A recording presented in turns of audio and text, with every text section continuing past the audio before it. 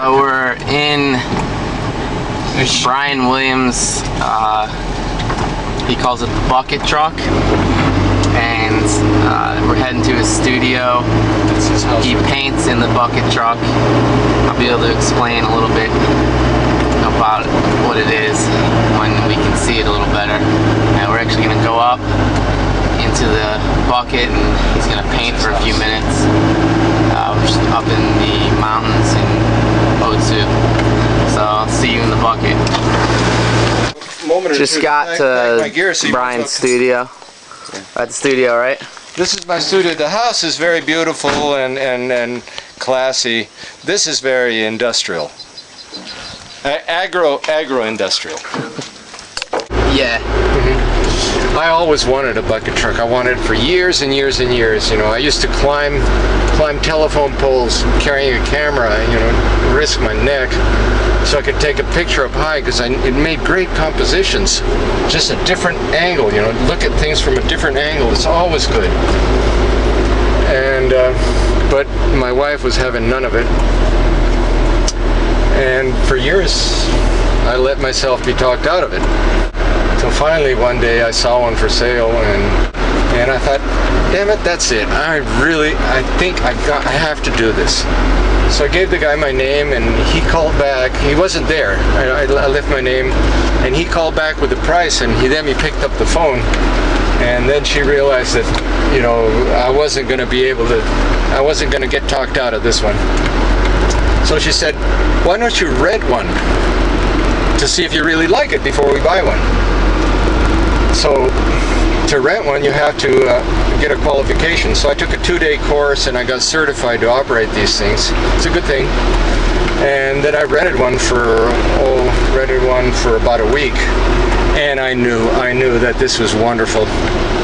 So meanwhile, the one I'd had my eye on got sold. I spotted another one. It's a little more expensive, but it had a bigger bucket. And it was more expensive, but that's the one I wound up buying. This is the one we're sitting in here now. So we are at Lake Biwa. In the background you can actually see a large Ferris wheel. It was the biggest Ferris wheel in the world at one point. At one point, yeah. But now, you know, an honorary member of the Rust Bucket Club. The amusement park went bankrupt years ago.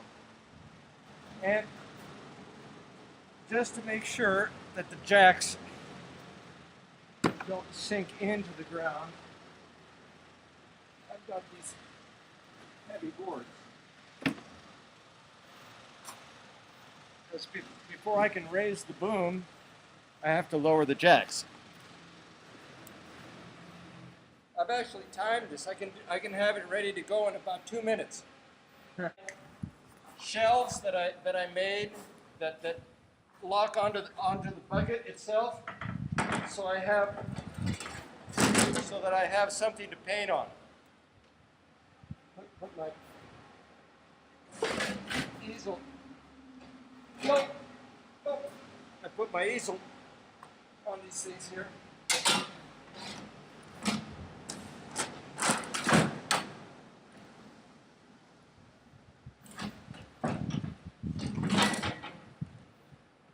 We are ready to go up. Come on. So, here's your intrepid cameraman climbing into the bucket truck with the crazy artist. Take a look at the control panel. It's down here.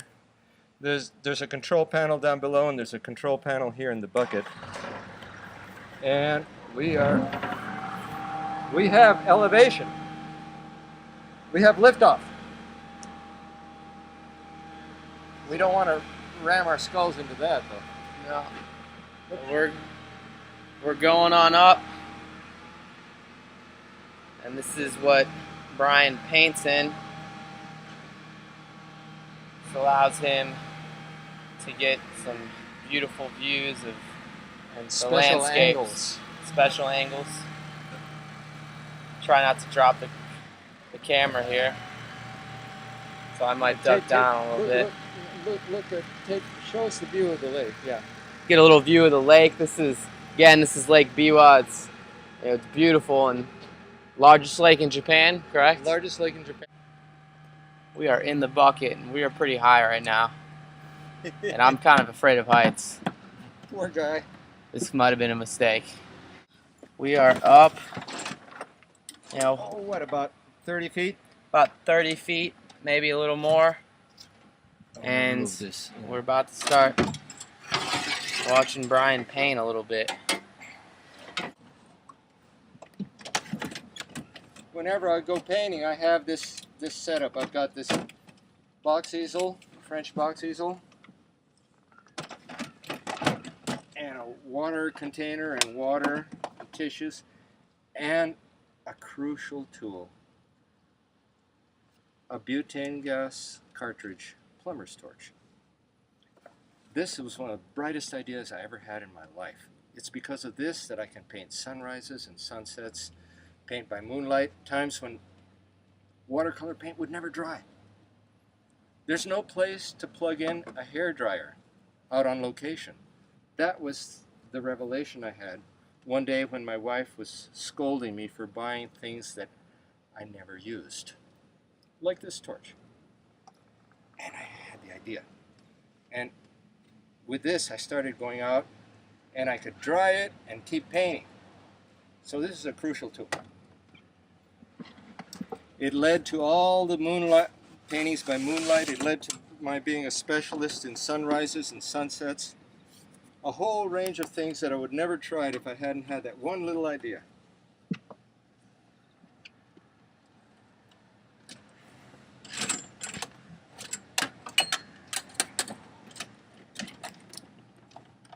I want to make sure my easel doesn't fall off. So I'm going to wire it. How often do you come up here and paint? In the bucket truck? Oh, as often as I can. I really love doing it. It's so much fun. You're way up there. It's so peaceful when you turn the motor off. There's no one to come and bother you. You're just up there and it's like you're floating.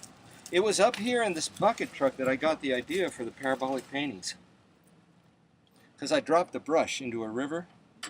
So I leaned over to see where the brush was going to go, and I was operating I was lowering the bucket from the control panel behind me and looking, and I looked up in the direction the river was flowing, and that's when I suddenly realized that when we look from one thing to the other, it's a parabolic movement.